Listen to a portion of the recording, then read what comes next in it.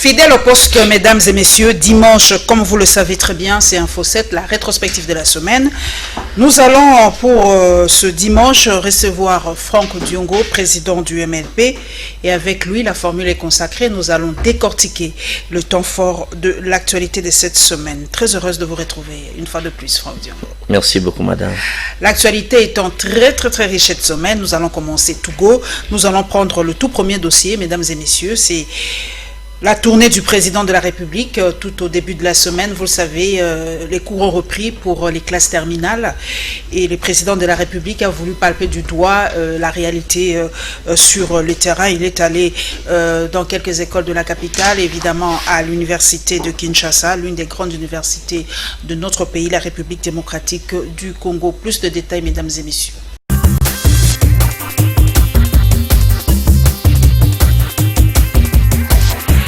Améliorer les conditions d'études et préparer l'avenir de l'étudiant congolais, tel est le leitmotiv du chef de l'État. C'est dans cette optique que Félix-Antoine Tshisekedi a fait une descente sur les sites universitaires de la colline inspirée cette première journée de reprise de cours. D'abord, le président de la République a visité les homes réfectionnés après l'arrêt de cours en janvier dernier.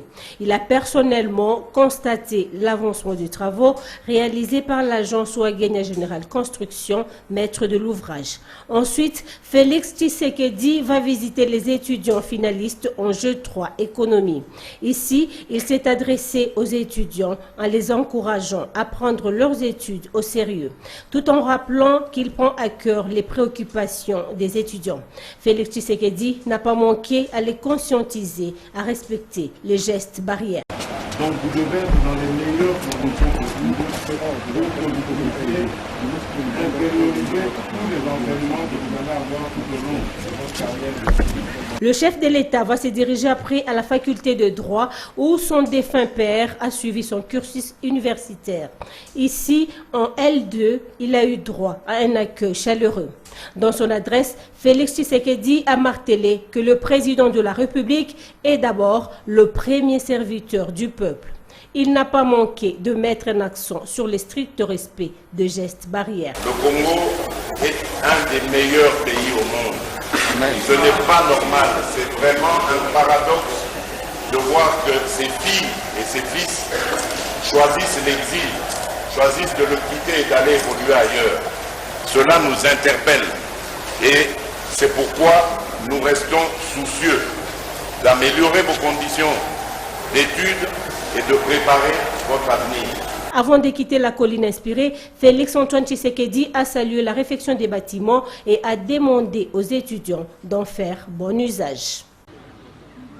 Devant cet échantillon d'élèves, au-delà des félicitations à l'endroit du ministre d'État en charge de l'EPST, Félix Tshisekedi va rassurer les finalistes de tous les pays. Vous allez reprendre vos cours. C'est une année importante, cruciale pour vous. Donc on a privilégié les classes terminales. Tout se passera bien parce que nous allons y payer. Concentrez-vous sur vos études. Nous nous occupons du reste. D'accord ? La levée de l'état d'urgence ne signifie pas la fin de la pandémie de la Covid-19. Ainsi, le président de la République invite ses élèves au respect des gestes barrières. Je suis heureux de vous voir avec les masques. Ça doit continuer tous les jours où vous serez ici à l'école.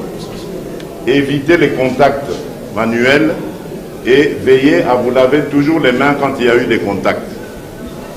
Faites tout pour ne pas propager la maladie entre vous parce que vous risquerez à ce moment-là de la ramener à la maison. Et à la maison, vous connaissez les personnes âgées, elles ont des petits ennuis de santé et lorsque ce virus arrive chez quelqu'un qui a déjà quelques antécédents de santé, ça devient dangereux.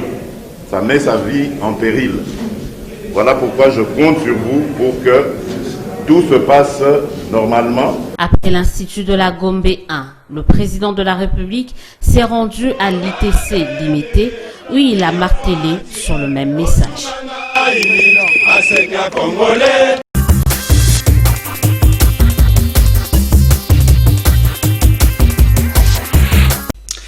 Franck Diongo, nous avons vu le chef de l'État descendre sur le terrain. Il a commencé, il est allé à la colline inspirée. Nous allons commencer d'abord par ça. Nous avons vu la réfection des hommes et tout ça, bonne chose. Mais tout juste après, grève des professeurs.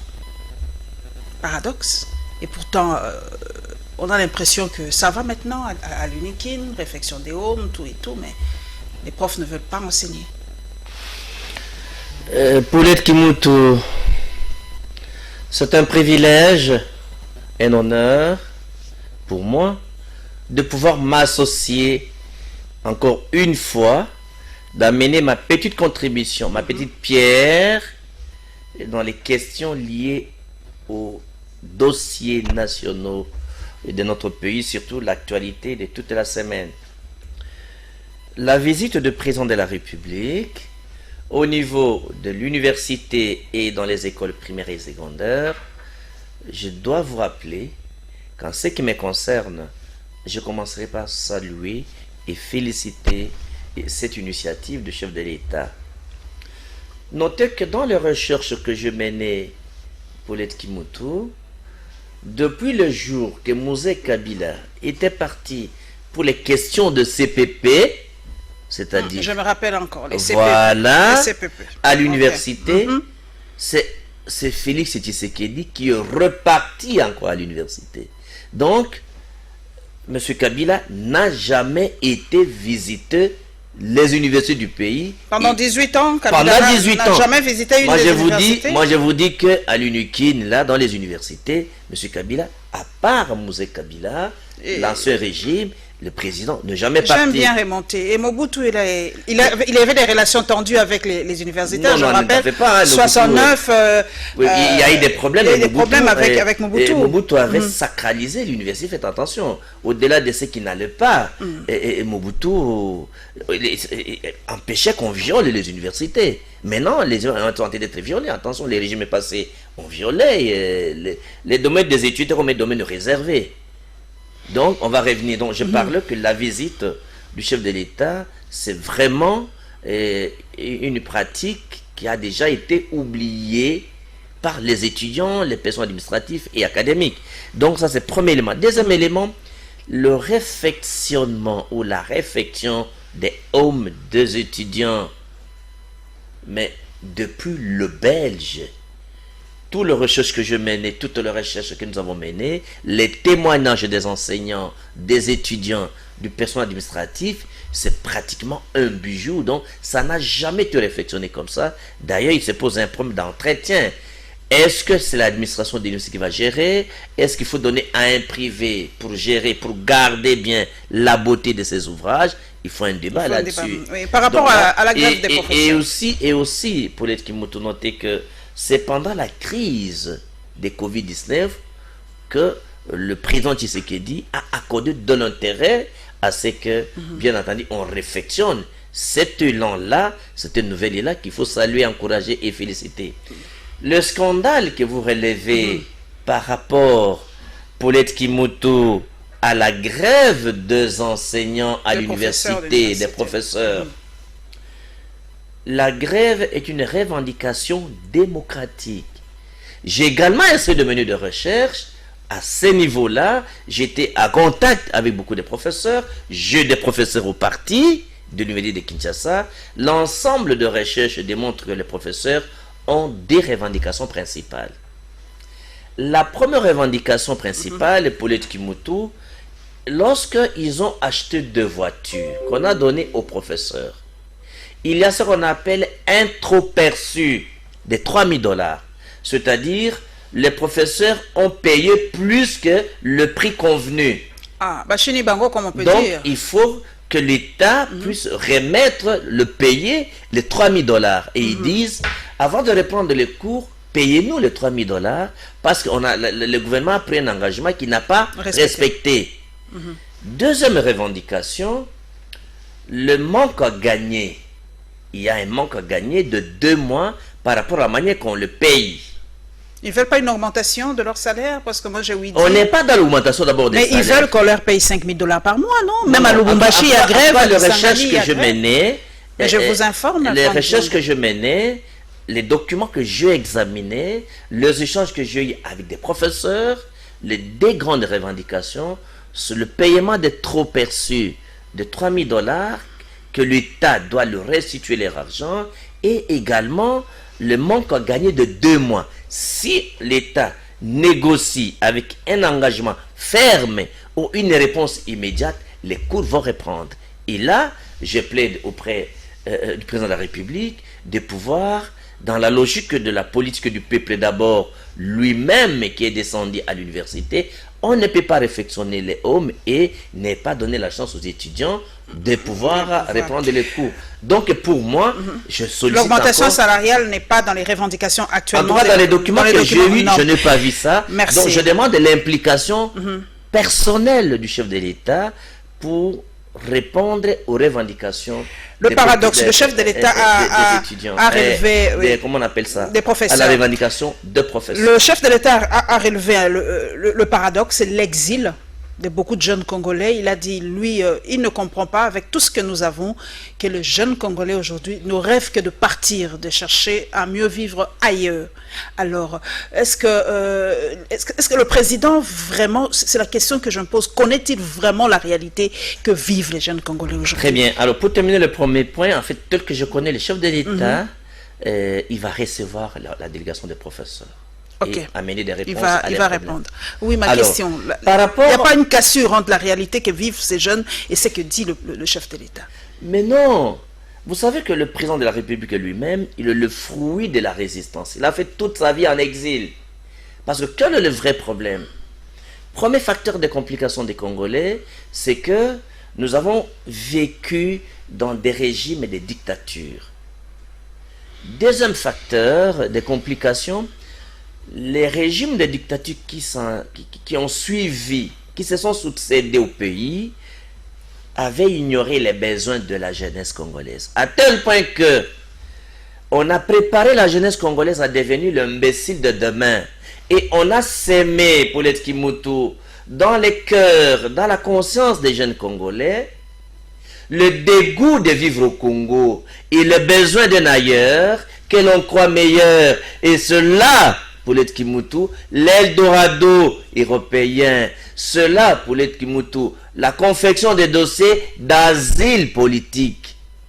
Donc, le chef de l'État a raison, donc il constate que il faut enlever le dégoût de vivre au Congo. Il faut enlever cette sémence-là de ne pas rester au Congo. Alors, pour enlever cela, qu'est-ce qu'il faudra faire?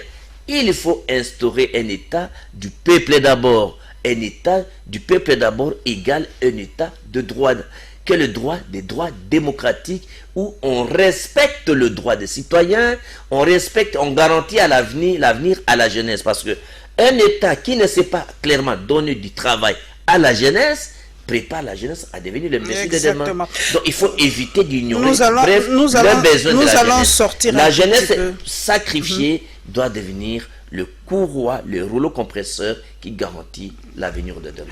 Exactement, nous allons sortir, a raison de relever ce paradoxe. Nous allons sortir parce que nous lisons un peu, beaucoup nous cultivons un peu. Selon la dernière liste, le dernier classement des universités de Shanghai, aucune université congolaise. C'est vrai que parmi les premières universités, c'est les universités sud-africaines, ensuite les universités égyptiennes, après les universités éthiopiennes.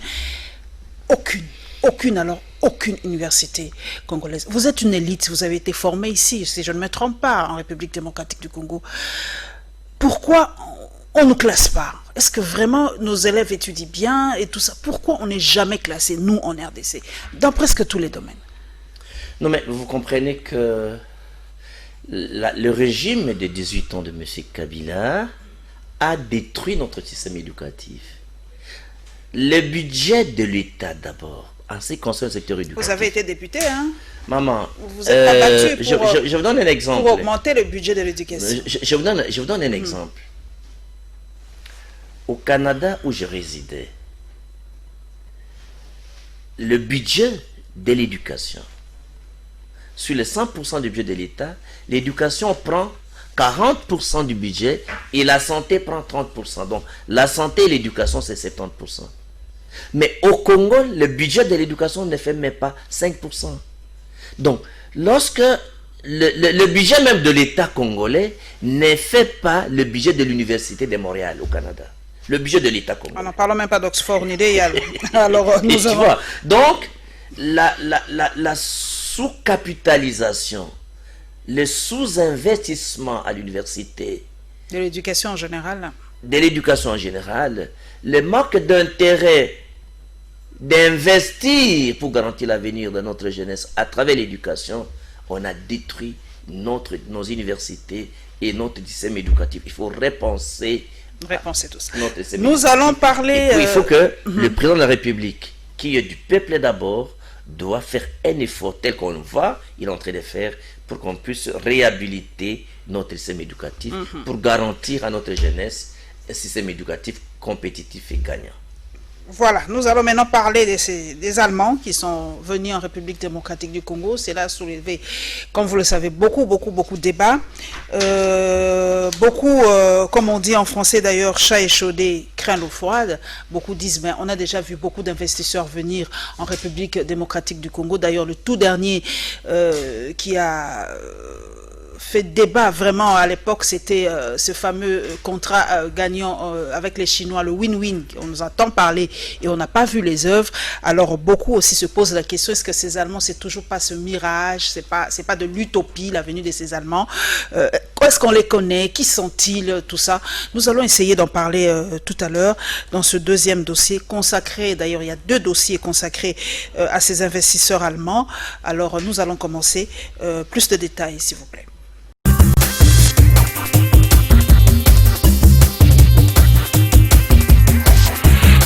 Les différentes visites du chef de l'État à travers le monde n'étaient pas du tout tourisme comme l'a fait croire certains politiques. L'arrivée ce mercredi dans la capitale congolaise d'une délégation allemande en est une preuve que le premier citoyen congolais s'était investi pour renouer les relations avec l'extérieur afin d'attirer des investisseurs dans son pays. Avec en tête le représentant personnel pour l'Afrique de Angela Merkel, chancelière allemande, cette délégation vient pour finaliser les accords d'investissement avec l'État congolais. Intéressée par plusieurs domaines, notamment l'énergie, les infrastructures et l'environnement, la délégation allemande va s'entretenir avec le chef de l'État, les autorités ministérielles, certaines entreprises congolaises et services publics. Ce, en vue d'aborder les discussions sur ces dossiers particuliers d'intérêt commun. La finalité est la signature du protocole d'accord entre la partie allemande et la République démocratique du Congo. Cette délégation veut financer l'étude pour la réhabilitation, la construction et l'exploitation d'un réseau de chemin de fer global et intégrateur de 10 000 km. Financer l'étude et la construction du barrage d'Inga 3 et financer l'étude et la construction à Banana d'une usine de production d'hydrogène vert sans COD destinée à l'exportation vers l'Allemagne et l'Europe sont aussi les souhaits de ces Allemands. Des projets visiblement costauds vont ainsi contribuer à la création d'emplois en République démocratique du Congo. La concrétisation de ces actions seront une réponse à la promesse de campagne du chef de l'État Félix-Antoine Tshisekedi, celle de créer d'emplois. Pour rappel, lors de la visite le 15 novembre 2019 du chef de l'État congolais à Berlin en Allemagne, la chancelière allemande Angela Merkel avait souhaité développer activement les relations d'affaires avec la République démocratique du Congo qui affiche actuellement un taux très faible. Cet accord sera très important parce que l'Allemagne fédérale s'engage pour soutenir la population et le projet hydrogène servira vraiment à développer le Congo. Ça veut dire la création de la valeur ajoutée sur place pour la population locale sera vraiment tangible. On créera des postes sur place, des emplois de haute qualité pour l'accompagnement technique du projet. Et dans le projet de chemin de fer. L'Allemagne a été toujours là à votre côté. L'Allemagne vous a soutenu dans le moment le plus difficile de votre histoire. Donc l'Allemagne s'engage à fond. On a des intérêts pérennes. Notre stratégie porte sur le développement du pays, sur le développement économique. C'est la raison pour laquelle la délégation économique est de taille. On a des entreprises Andritz, Voith, Siemens, donc des géants de l'industrie allemande qui s'engagent à fond ici au Congo, qui veulent vraiment développer des structures durables et qui veulent vraiment voir de nouveau décoller le Congo dans une ère nouvelle. Donc tout ça, c'est une preuve tangible. Notre présence en pleine crise Corona, c'est une preuve tangible pour vraiment faire de nouveau briller l'étoile du Congo. Donc voilà, soyez rassurés que l'Allemagne est de votre côté et est là pour vous soutenir. Les investisseurs allemands passent aux choses sérieuses. De la matinée de ce vendredi, ils se sont envolés dans le Congo central pour une visite dans les installations de Inga. Arrivés sur place, ils ont été accueillis au bas de la passerelle par le gouverneur du Congo central, Atou Matubwana. Une mobilisation spontanée de la population a eu lieu pour accompagner cette mission à sa réussite. Après cet accueil, le gouverneur du Congo central a conduit ses hôtes dans les installations de Inga. D'abord, une entrevue de quelques minutes au cours de laquelle la partie allemande a dévoilé l'objet de sa mission. S'en est suivi une séance de travail dans la grande salle. Enfin, des expositions ont eu lieu sur place pour expliquer à la partie allemande la production de l'électricité à Inga 1 et 2. La mise en service du G12 a été faite le 30 mars 2013, alors que la mise en service du G14 a eu lieu le 2 novembre 2017. Alors, il reste le G13 ainsi que le G16, donc le groupe numéro 3 et le groupe numéro 6. Celui-ci a connu une viabilisation partielle qui a concerné ces organes mécaniques, la turbine ainsi que la pivoterie. Et la remise en service a eu lieu en 1998. Donc il y a longtemps. Donc ça nécessite de grands travaux de réhabilitation. Les sociétés allemandes apportent leur investissement pour le chemin de fer, les projets Inga 3 et l'usine d'hydrogène. Ici à Inga, les investisseurs sont en prospection pour voir comment concrétiser rapidement les projets Inga 3. Inga 3 qui va permettre l'industrialisation de l'Afrique avec une relance économique de la RDC. Des accords irrélatifs seront signés avec la partie congolaise avant les débuts des travaux qui visent à créer plusieurs emplois directs et indirects au pays.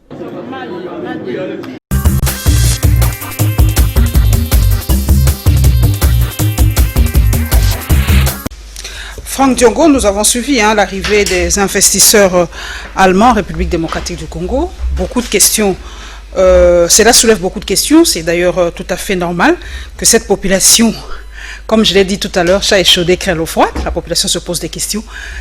Je sais que vous fouillez un peu. Est-ce que ces investisseurs, c'est une question vraiment terre à terre. Est-ce que ces investisseurs allemands sont sérieux? On a vécu avec les Chinois le win-win. Les gens se posent la question, est-ce que ces investisseurs sont-ils réellement sérieux? Paulette Kimutu, il m'est difficile à ce stade de vous dire s'ils sont sérieux ou ne sont pas sérieux, mais j'ai les éléments d'évidence qui confirment, sans connaître les personnes, mais les entreprises et les recherches que j'ai menées démontrent qu'il y a une démarche de crédibilité qu'il faut faire foi. Premier élément, le président de la République a fait des tournées pour remettre le Congo dans la scène internationale. Ce que son prédécesseur ne faisait pas. Élément de démarcation. Il fallait vendre le Congo, l'image du Congo, reconstruire la confiance et la crédibilité du Congo au niveau des partenaires, que ce soit au niveau bilatéral ou multilatéral. Il y a maintenant les retombées de ces voyages-là. Ah, ça sont les retombées. Hein, de ces les voyages. retombées de ces voyages-là. Prenons les cas du dossier allemand. Quelles sont les recherches que j'ai menées pour les Tkimutu? Premier élément, la question a été discutée au Conseil des ministres pour annoncer l'arrivée de ces investisseurs. Et premier élément de crédibilité. Deuxième élément de crédibilité, dans les recherches que j'ai menées, j'ai pris contact avec l'ambassade du Congo, de la République démocratique du Congo, en Allemagne. Et je suis tombé sur la lettre de l'ambassadeur du Congo, de la RDC en Allemagne, Monsieur Son Excellence Jeannot Letamba.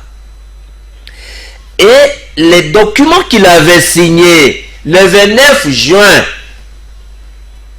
la lettre adressée au président de la République et tous les ministères intéressés, y compris la DGM, où il a envoyé au nom de l'État congolais la liste des investisseurs. Cette lettre, je peux vous la donner. Donc, ce qui est Ça a été- clair, Attendez un peu, s'il vous plaît. attendez un peu. Donc, ces investisseurs sont connus. Non, Donc, ça ne se fait pas sous coulisses. Donc, la liste là, on peut la voir, on peut connaître qui est venu, qui est Exactement. qui. C'est-à-dire- Qu'est-ce qu'il fait? il y a la liste des officiels et des investisseurs. Ah, ça, c'est notre ambassadeur en Allemagne qui informe officiellement les autorités congolaises pour les Tkimutu. Ça, c'est deuxième acte. Troisième acte maintenant, ça, c'est du côté du Congo en Allemagne. Maintenant, du côté de l'Allemagne, en RDC, le 14 août 2020, ça c'est la note verbale pour les Tkimutu. Parce que je me suis informé au niveau de l'ambassade ici, d'Allemagne, est-ce que les Congo, les investisseurs qui sont venus au Congo, sont-ils crédibles, sont-ils sérieux? Et je tombe sur une correspondance, la note verbale de l'Allemagne, de l'ambassade d'Allemagne aux autorités congolaises, qui reconnaît l'initiative, qui soutient et qui encourage et qui demande même qu'on arrive à la signature des conclusions sur les négociations. Un protocole d'accord, en fait. Voyez un peu. Exactement. Alors, les problèmes se posent à quel niveau? Et comme chercheur, les éléments à ma possession sur le plan de la RDC en Allemagne, sur le plan de l'Allemagne ici, et sur la crédibilité de toutes les institutions intervenantes, notamment le gouvernement allemand, le gouvernement congolais. Donc, c'est une démarche crédible. Maintenant, la hauteur et la profondeur de l'investissement. On n'a jamais attendu qu'il y ait un investissement de 51 milliards. C'est 51 milliards qu'ils ont amené dans leur... dans les projets, l'ensemble des projets à négocier, à conclure, et c'est évalué à 51 milliards d'euros. D'euros.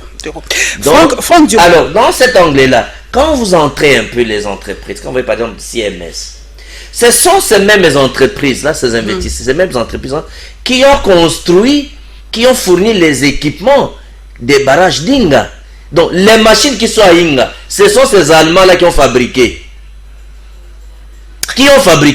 Donc, ce sont des entreprises très sérieuses. crédibles. Vous n'avez pas dit que CMS, c'est quand tu vois. C'est comme Franck Diongo, c'est vrai. Ce sont des gens. Donc, moi, j'ai foi à ces entreprises. Vous avez foi. Et je demande aux Congolais de Mais donner. nous connaissons aussi, Franck Diongo. Okay. Nous connaissons. Okay. Les rétrocommissions. On connaît comment ça fonctionne chez nous. C'est un système qu'il faut balayer, mais c'est un système qui perdure. On a vu avec les 100 jours, un grand procès médiatique. Les gens se posent la question. D'ailleurs, un internaute m'a dit de vous poser à vous cette question. Par rapport aux rétrocommissions. 10% il faut la ministre va signer. Il faut. Moi, il faut signer. Est-ce que vous allez garantir à cette population qu'il n'y aura pas de rétrocommission? Est-ce que ça sera clair? Les dépenses seront claires. On a fait ça, on a dépensé ça. Parce que les 100 jours, on a été totalement étonnés de voir que des millions comme ça ont échappé à l'État? Est-ce qu'il y a une garantie que vraiment cette fois-ci, ça sera transparent? Transparent. Je vois la question autrement, Paulette Kimutu. D'ailleurs, il faut d'abord prier pour que ce projet soit conclu et qu'on signe. Parce que lorsqu'on investit 51 milliards, à contrepartie, qu'est-ce que nous va garantir aux Allemands? Il se pose un problème de garantie souveraine. Tu sais, par exemple, qu'on a signé les contrats chinois. On a fait un contrat de Vous étiez député à l'époque, non? Oui, exactement. Moi je me suis opposé. Ils ont signé un contrat de troc, c'est-à-dire que ils amènent, ils construisent les infrastructures, nous hypothéquons nos richesses. Et ils vont exploiter pendant autant d'années. Je crois que si je ne m'abuse pas, c'est 30 fois x 3, 30 ans x 3, presque un siècle d'exploitation. Donc, même jusqu'à maintenant, nous sommes liés les contrats chinois. Il faut dénoncer, il faut réévaluer, il faut rompre les contrats chinois. Donc, et nous devons payer 88 milliards de dollars pour les Chinois. Donc, c'est une situation, il faut prendre très au sérieux. Donc, alors, ici, ce qu'il faudra remercier Dieu, c'est que, quelle est la garantie de cautionnement que les entreprises allemandes ou les investisseurs allemands vont exiger à la République démocratique du Congo. Ce n'est pas d'abord ce que les gens vont chercher des commissions ou pas. Les grands débats, c'est maintenant, est-ce qu'on peut aboutir à signer cette accord? Est-ce qu'il y a des chances que cela aboutisse? En tout cas, il y a des chances que cela aboutisse. Parce qu'il y a la volonté du gouvernement congolais, du chef de l'État, il y a la volonté du gouvernement allemand et l'opportunité que le Congo offre au monde entier. Je crois que il faut d'abord souhaiter que ça aboutisse. Maintenant, quant à la modalité pratique, on verra comment éditer leurs règles de transparence pour éviter de tomber dans les rétrocommissions et dans la corruption, dans les investisseurs fictifs tels qu'on a vu dans les contrats chinois. Un homme a donné un nom fictif, il se présente au nom de l'État congolais, donc il faut éviter ça. Je crois qu'avec la rigueur, la rigueur du chef de l'État, la rigueur du chef de l'État, la rigueur allemande et de la politique de réhabiliter la justice indépendante, et je crois que les nouveaux élans que les présidents donnent dans la justice, ils ont choisi. Il y a également l'institution de la lutte contre la corruption, l'ensemble de tout ce secteur pourront permettre. Ils ont choisi 3 domaines. Ils ont choisi l'énergie, l'infrastructure et l'environnement, la réhabilitation du barrage d'Inga et puis la construction peut-être d'Inga 3 qui peut-être cette fois-ci. Minimum 1 million d'emplois à ce projet-là. Donc j'espère que Inga 3 on l'aura. Et le réseau d'un chemin de fer de plus ou moins 100 km. Donc on est sous-équipé avec le chemin de fer en République démocratique du Congo. Non, les Congo, je crois qu'il faut, je crois que 100 km c'est peu, je crois que c'est 1000 km. C'est 10 000 km. C'est 10 000 km de chemin de fer. Tout un réseau. Donc, en fait, le Congo sans chemin de fer, on ne peut pas se développer. Même à Kinshasa ici, il faut imaginer les moyens de transport de masse autres que le véhicule. Je vous ai déjà raconté à Paris, Paulette Kimutu. Vous voyez les systèmes de transport en commun en France. Donc au Congo ici, quand vous avez beaucoup de bus, ça crée un nouveau problème d'embouteillage. Même à Kinshasa, il faut imaginer des projets, des métros à Kinshasa, réhabiliter les trains urbains et tout ça, il faut un système de transport de masse. À l'intérieur, le train, c'est le système de transport qui permet d'amener à la fois beaucoup d'hommes et de femmes et beaucoup de marchandises. Exactement. Donc, il faut encourager, soutenir ces projets qui vont nous aider à nous désenclaver et nous ouvrir au reste du monde. À cause des richesses que nous avons, le Congo ne peut pas continuer à être un pays riche avec un peuple pauvre. Nous devons avoir des projets ambitieux au-delà de nos moyens. J'encourage la conclusion de ces projets-là et tout le monde qui est impliqué pour la réussite des projets, il faut les bénir. Voilà, nous allons rester quand même toujours dans ces secteurs de l'investissement. Nous allons voir la réaction de deux économistes, la réaction de Faustin Luanga et de Godin Poyi par rapport à la venue de ces investisseurs allemands. C'est vrai, vous avez suivi Franck Diongo qui a dit que ce sont des investisseurs sérieux, ils représentent des entreprises très sérieuses, et crédibles au niveau international. Ils sont reconnus par leur gouvernement et par notre gouvernement. Deutsche Bank, par exemple, c'est la plus grande banque de l'Europe. Donc, c'est du sérieux. Nous allons voir la réaction de ces deux économistes.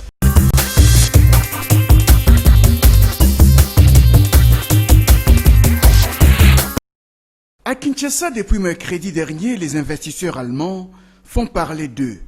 Pour le professeur Faustin Luanga, l'arrivée au pays de ces investisseurs allemands est un signe de regain de confiance des Occidentaux envers la RDC. L'arrivée des investisseurs allemands en RDC, c'est une très bonne chose. C'est un coup de maître et bravo au président de la République qui a pu prouver avec sa nouvelle diplomatie que le Congo était redevenu attractif et fréquentable, ce qui est bon pour le pays. Et voilà ce sera ma première réaction concernant l'arrivée de ces fortes délégations allemandes qui a annoncé un grand investissement, à savoir plus de 50 milliards d'euros pour les investissements dans différents domaines en RDC. 50 milliards d'euros d'investissement, une première en RDC qui dépasse les contrats chinois. Ça dépasse de loin les contrats chinois. Et à l'époque du président Kabila, ici vous avez, pour vous mettre en perspective, 50 milliards d'euros au budget actuel de la RDC représenterait à peu près 10 ans de budget actuel de la RDC. Ça prouve combien c'est énorme.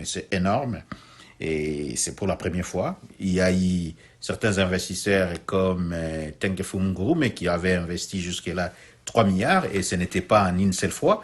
C'était des fonds cumulés de Tengefu Ngurume qui avaient dans le secteur des mines autour des 3 milliards. Bon, les Chinois, c'est presque dans les contrats chinois, c'est presque dans le même cadre. Chemin de fer, Inga 3, usine d'hydrogène, Faustin Luanga parle de l'importance de cet investissement pour l'économie congolaise. Économiste de renommée internationale, Faustin Luanga appelle à la bonne gouvernance et à la bonne gestion de cet investissement.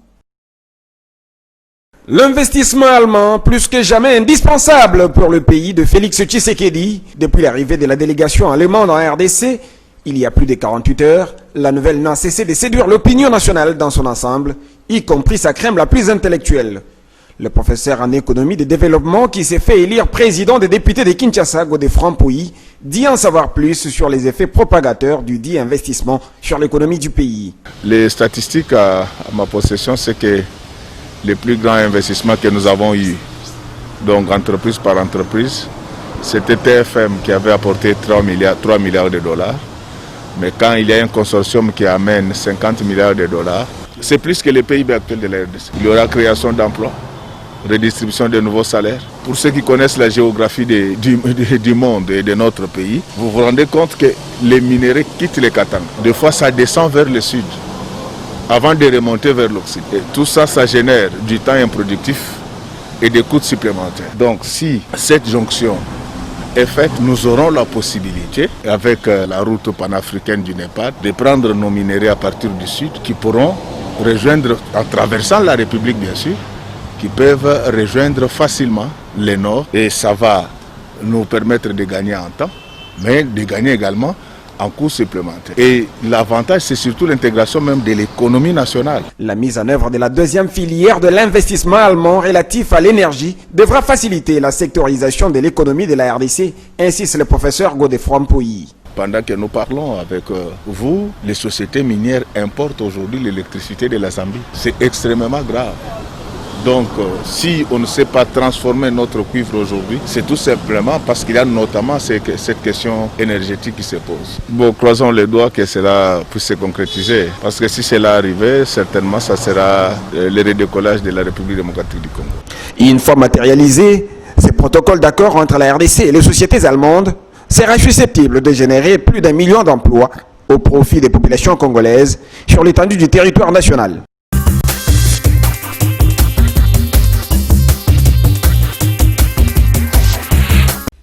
Diongo, nous avons suivi ces deux économistes. Je voudrais bien relever, et ce sont les retombées du voyage du chef d'État, parce que beaucoup ont dit, on l'a suivi, que ces voyages n'ont rien apporté en République démocratique du Congo. Bon, il m'est difficile de donner un point de vue sur leur humeur. Les éléments schématiques démontrent à suffisance que le chef de l'État avait rencontré le même investisseur, il a mangé avec eux. C'est quand il était en Allemagne. Quand il était à Berlin, c'est à Berlin qu'il les avait reçus, Paulette Kimoto. Quand il était à Berlin, il a reçu beaucoup d'investisseurs, y compris la délégation qui est venue ici. Et la délégation est venue avec un caractère officiel.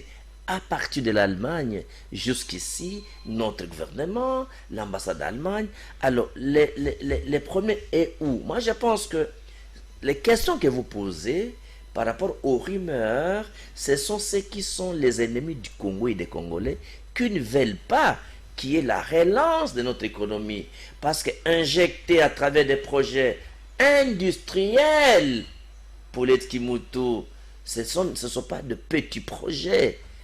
Construire 10 000 kilomètres de chemin de fer, construire une usine qui produit l'hydrogène, construire Unga 1, fournir des équipements Unga 1, Unga 2 et prendre un engagement pour Unga 3 et Unga 4, c'est une opportunité qu'on n'a jamais eue depuis que le Congo est Congo. Franck Diongo, je crois qu'il faut bénir le président de la République. Et puis, ce sont des projets qui vont faciliter la relance économique de notre système économique. C'est vrai. Mais en relation entre États, on sait qu'il n'y a pas de sentiments. Il n'y a que des intérêts. Il n'y a pas d'amis, il n'y a que des intérêts. C'est vrai que vous vantez. Moi, je me fais un peu l'avocat de ces ennemis du peuple. Je me fais un peu l'avocat. Vous vantez que réseau 10 000 km, on va construire ceci, on va construire cela. Que gagne l'Allemagne? Qu'est-ce que nous allons donner aux Allemands? Parce qu'avec le contrat chinois, nous avons vu comment ça s'est passé. Nous avons donné nos terres, nos forêts, notre sol, nos eaux à ces Chinois pendant au moins autant de nombre d'années. Vous avez été député pendant cette période-là. Qu'est-ce que la RDC va donner en contrepartie aux Allemands, clairement à cette population, pour temporiser un peu les peurs? Parce qu'on est tellement habitué à ça. Dites-nous, quelle est la contrepartie? Je crois que nous ne sommes pas encore au niveau d'imaginer quelle est la contrepartie.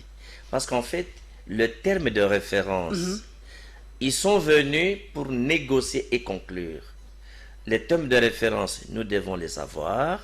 On doit évaluer les éléments des conclusions. Mais n'oubliez pas que le chef de l'État actuel est de la vision du peuple d'abord. C'est-à-dire, le président Tshisekedi ne signera aucun engagement qui cause préjudice à la République. Parce qu'il y a un élément que je dois savoir. Pas seulement que c'est le fils de Tshisekedi qui avait incarné l'espoir des Congolais, je ne vois pas quelqu'un qui s'inscrit dans la vision du peuple d'abord signer un contrat lyonnais tel que le contrat chinois. Tu sais, les contrats chinois, j'ai mené une étude sur les contrats chinois dans mes recherches. J'étais le premier Congolais à dénoncer cela.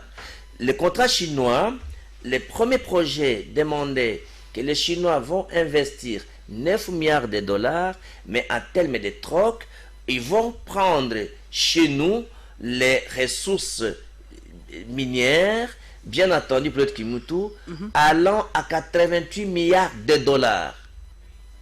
Et il n'y a aucun contrôle, et ils sont exonérés, ils vont prendre le brut, et personne ne calcule de quelle valeur ils prennent.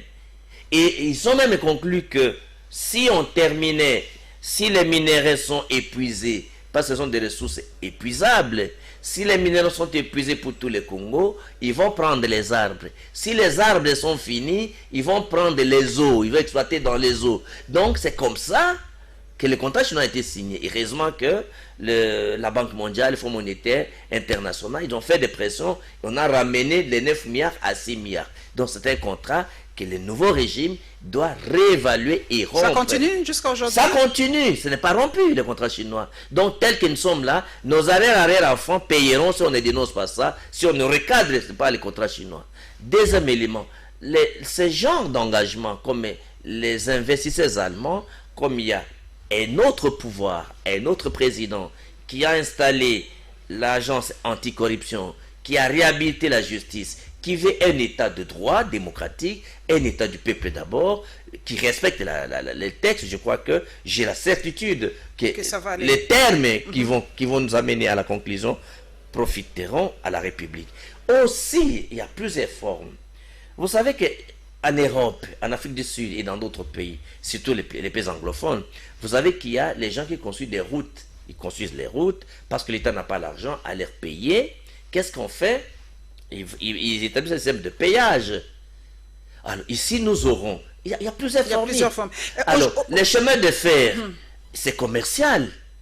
Vous aurez les gens qui vont, les passagers qui vont payer. Vous aurez les marchands, les magasins comment on appelle ça? Les commerçants avec leurs marchandises. Donc c'est commercial. Il y a plusieurs manières. L'État peut penser un mécanisme d'accord avec les investisseurs pour voir comment ils peuvent récupérer leurs moyens en privilégiant l'intérêt national. La RDC aujourd'hui est-elle redevenue fréquentable? Mais la preuve est là. Il faut d'ailleurs féliciter le chef de l'État parce que la RDC, depuis que M. Kabila, même à l'époque de Moussa Kabila, jusqu'au Kabila fils à ce jour, vous avez déjà attendu un investissement à la hauteur de 51 milliards.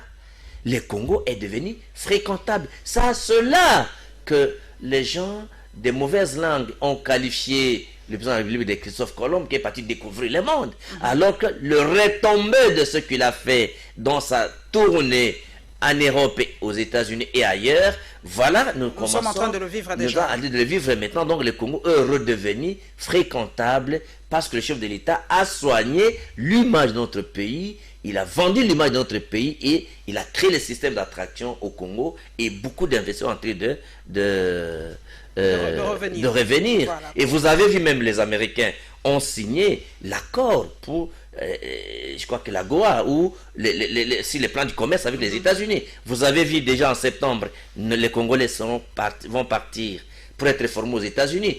Vous avez vu encore, pas plus tard, que les conflits entre la Zambie... D'ailleurs, nous allons parler, nous allons parler tout à l'heure. Nous allons parler. La diplomatie de l'État de réussir. Nous allons parler d'ailleurs... de nouveau fréquentable, un pays qui inspire maintenant la confiance. Voilà, nous allons d'ailleurs parler de ce conflit entre la RDC et la Zambie.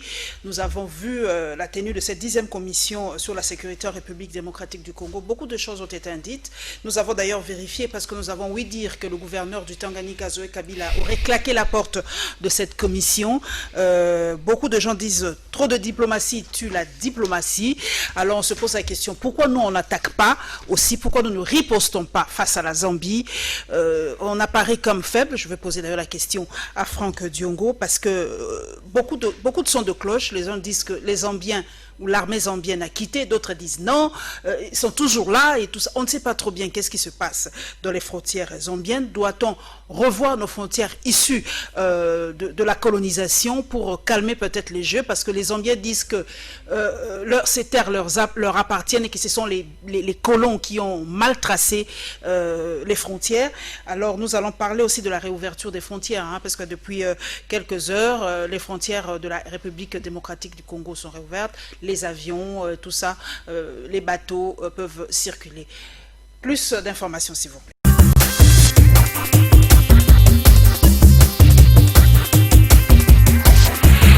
Cette rencontre est un cadre d'échange et de réflexion qui intervient quelques jours seulement après les retraits des troupes zambiennes du sol congolais dans les Tanganyika. Le gouverneur du Haut-Katanga a demandé aux participants qui vont travailler en sous-commission de traiter sans complaisance tous les aspects des problèmes dont sont liés à la sécurité le long des frontières communes entre les deux pays. L'ambassadeur de la RDC en Zambie et son homologue zambien en poste à Kinshasa participent également à ces travaux.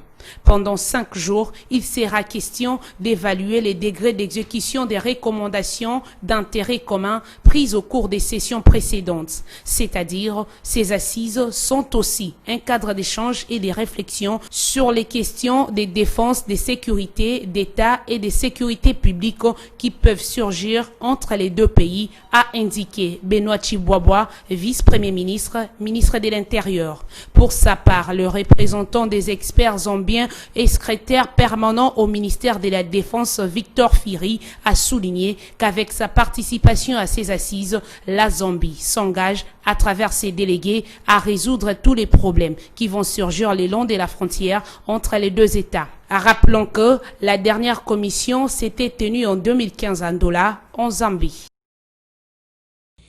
Reprise des vols domestiques et internationaux. Point 1. Mouvements migratoires interprovinciaux. Ils sont assujettis à l'obligation de détention d'une attestation médicale confirmant le résultat du test Covid négatif réalisé 3 jours au plus avant le voyage via l'INRB ou toute autre formation médicale dûment agréée par celui-ci. Le mouvement de personnes d'une province à l'autre reste également assorti de l'obligation de respect de gestes barrières. De la reprise des vols internationaux.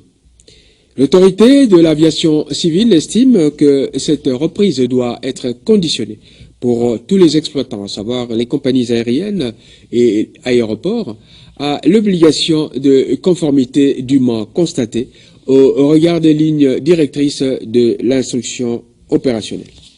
Devant la difficulté de la mise en œuvre totale des dispositifs de test aux aéroports au 15 août 2020, il a été recommandé ce qui suit. Prise en considération, dans un premier temps, des tests effectués dans les pays de provenance ou d'origine, confirmant le résultat négatif réalisé depuis 7 jours avant l'entrée.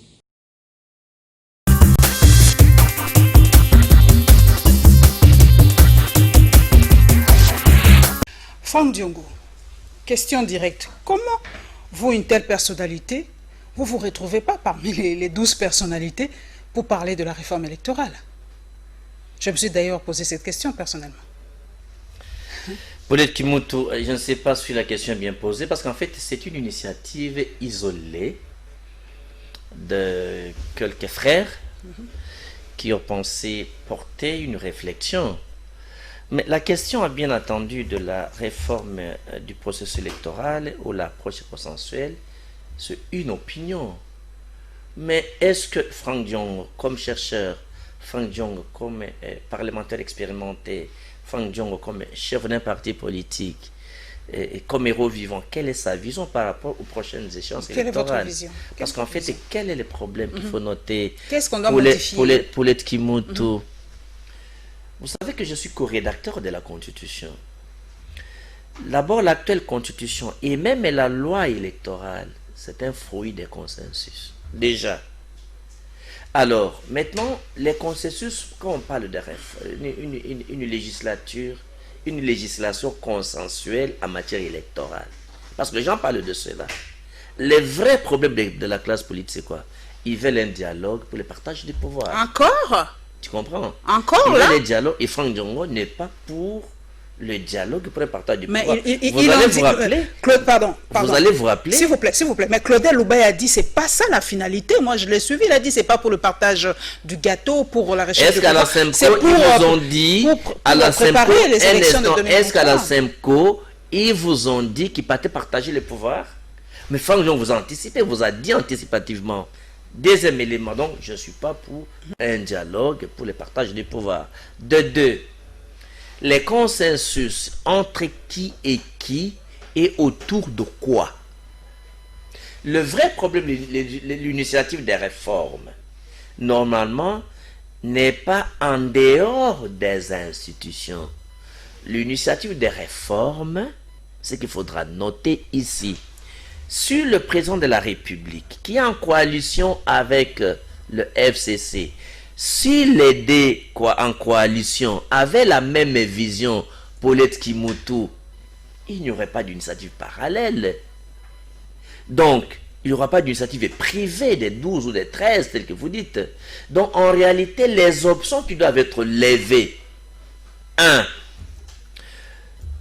La divergence est là. La question des Malonda, par exemple. Il y a divergence entre les deux alliés. Le président de la République a dit Malonda a été irrégulièrement désigné et on a violé les lois de la République. La population a rejeté. L'arbitre ne peut pas être contesté. Malonda, il y renvoie la lettre à l'expéditeur. Donc pas de Malonda. Le FCC tient à Malonda.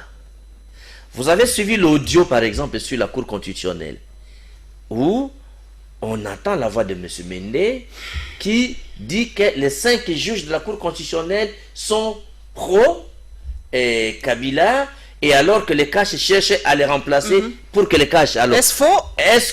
A-t-il dit faux? Est-ce que... C'est l'impression que ça donne. Non, Rassurez cette... la question que a-t-il dit faux, Mende? Non, Mende confirme que la Cour constitutionnelle est dans la poche de M. Kabila. Alors est-ce qu'il se précipite avec le nouveau président, d'après la déclaration de M. Mende? Non, c'est le dernier rempart que le cash veut récupérer, c'est la justice. Donc, c'est pour vous dire, non, la Cour constitutionnelle est différente de la justice comme structure générale. La Cour constitutionnelle. Alors, est-ce qu'il faut trouver un compromis sur le partage de la justice? Là, ça pose un problème. Alors, la Cour constitutionnelle est au sommet de tout ce qu'est le processus électoral. Mais le vrai problème, c'est ça. Si vous avez la Cour constitutionnelle, vous avez tout. Le vrai problème, c'est ça, non, Fonction? Si vous avez le contrôle de la Cour constitutionnelle, vous avez tout. Non, mais est-ce que c'est normal? Est-ce que c'est normal qu'on ait le contrôle d'une justice? C'est l'état des peuples d'abord, c'est l'état de démocratie, c'est l'état de droit où les juges n'est soumis qu'à l'autorité de la loi. Mais ici, on voudrait que les juges soient soumis au dictat politique, et c'est ça les réformes des 3 lois de Minakou et Sakata. Ah, ok. Vous comprenez? Donc, c'est que une justice instrumentalisée que le PPRD, que le FCC nous amène. Et M. Mende a dit dans son message, si cet audio est vrai, parce que je n'ai pas authentifié, si cet audio est vrai... Avec l'Internet, tout est possible. Si cet audio est vrai, ça crée vraiment un sérieux problème de crédibilité de l'alliance entre l'FCC et les Caches, que j'ai toujours dénoncé. La jurisprudence. J'ai avec moi quelqu'un qui est du bord de... Laissez-moi juste une seconde. Paulette Kimoutou. Salut à Laurette Mandala. Alors, et je m'excuse beaucoup. C'est ma soeur. Salut à toi, Laurette Mandala. Paulette Kimoutou. Notez que les questions électorales, personne ne peut s'opposer à des réformes. Mais pour que les réformes passent, il faut que ça vienne soit du gouvernement, soit de partis majoritaires au Parlement, parce que les partis majoritaires peuvent bloquer toutes les réformes qui n'endossent pas. Ici, le chef de l'État n'est pas le parrain de cette initiative-là des 12 parlementaires. En fait, le président de la République ne peut pas prendre une initiative non institutionnelle pour le ramener dans des institutions où il est mis en minorité. Ce n'est pas le président de la République derrière les 13 parlementaires. Il n'y a personne qui est derrière eux. Je ne dis pas qu'il n'y a personne, mais du moins... Pas le chef de l'État. Le chef de l'État n'est pas derrière les 12. Le chef de l'État ne peut pas prendre l'initiative de parrainer une démarche non institutionnelle qui va ramener dans les institutions les mises en minorité. C'est une démarche individuelle, ça n'engage aucun groupe parlementaire. Nous sommes vraiment individuel nous sommes en train... Mais pour terminer, petite zéro s'il vous plaît. Le vrai problème qu'il faudra ici, c'est que on ne peut pas organiser en 2023 des élections qui doivent être contestées. Est-ce qu'il faut faire les recensements avant? Qu'est-ce qu'il faut faire pour avoir un fichier électoral crédible? Comment corriger les déséquilibres entre, comme quand vous prenez les grands Katanga et la ville province de Kinshasa? Nous sommes supérieurs en population, mais nous avons un nombre de députés inférieur au grand Katanga. Comment corriger ces injustices? C'est ça le vrai problème qu'il faut résoudre au niveau institutionnel. Merci Franck. Une minute, vraiment pour cette seconde. Parlez-nous un peu de cette notion de jurisprudence qu'on est en train de nous sortir ces derniers temps. Parce qu'ils disent, comme Kabila l'a fait, nous le faisons aussi. Comme celui-là l'a fait, nous le faisons aussi. En quelque sorte, la jurisprudence aujourd'hui, parce qu'en RDC, c'est toujours comme ça, il y a toujours des mots qui prennent de l'ampleur. C'est-à-dire que la jurisprudence dont on fait allusion ici, c'est-à-dire que la loi dit qu'une femme... Par exemple, le président restera en fonction jusqu'au remplacement d'un nouveau président. Le FCC, à l'époque, nous le savons, avait sorti cette phrase-là à chaque fois qu'il y avait problème. Et aujourd'hui, c'est l'autre parti qui reprend la même phrase pour dire que les démarches, par exemple, de ces 12 personnalités, est en train de créer un glissement. Non, donc, le président aussi doit rester en fonction. Je vous donne un exemple. Je vous en prie. À supposer. D'abord, l'état de droit du peuple d'abord respecte le texte. Mais ici, il faut noter que si on lève l'option, par exemple, que non, pour corriger l'ancien système sur le processus électoral, il faudra faire le recensement. Le recensement, c'est 5 ans. Et si vous commencez cette année, 5 ans, les élections ne peuvent avoir lieu qu'à 2025. Et là, les gens peuvent vous dire, nous avons une jurisprudence, il y a un arrêt de la Cour suprême, et la jurisprudence est là, donc les présidents restent en fonction jusqu'à l'installation des présidents élus. Et à ce moment-là, il faut laisser le recensement finir. On ne peut pas tenir le recensement avant 5 ans, par exemple. Ok. Voilà un exemple. Question de curiosité. Qu'est-ce que vous portez autour du cou? Ça, c'est anti-Covid. Mais Mais le ministre avait interdit ça, Franck Diongo. Non, mais on ne peut pas interdire ça, c'est médical. Ah bon? Ce n'est pas que quand vous portez ça, vous ne mettez pas le, vous ne mettez pas le cache-nez. C'est parce qu'on a gardé la distance. Mais l'avantage de ça, c'est ça paralyse dans les 4 mètres environnant le virus. Ah bon? Parce qu'on a ouï dire que le ministre avait refusé toutes ces histoires. Non, ça c'est quand même... Le ministre n'a pas la certification, c'est américain ça. Ok, merci beaucoup en tout cas. Ça n'interdit pas le port de masque. Le port de masque. Même si on n'était pas en débat, moi j'ai porté mon masque. Merci Franck Diongo en tout cas d'être passé à la barre. Merci pour tous ces éclaircissements. Je crois que j'ai appris quand même quelque chose. Et puis de toutes les façons, nous posons des questions, mais nous apprenons. Donc je crois que Franck Diongo reviendra, mais pas dans cette émission, dans l'international, pour nous parler un peu du traité de 1885, le traité de Berlin, par rapport à la République démocratique du Congo. Ça m'a mis la puce à l'oreille et j'aimerais en savoir un peu plus parce que beaucoup, nous sommes ignorants de beaucoup de choses par rapport à nos propres pays, par rapport à nous-mêmes. Merci à vous tous aussi pour votre fidélité à cette émission. Merci à tous mes followers dans les réseaux sociaux. Merci en tout cas à toute l'équipe technique et nous nous retrouverons avec le même plaisir le dimanche prochain. Inch'Allah.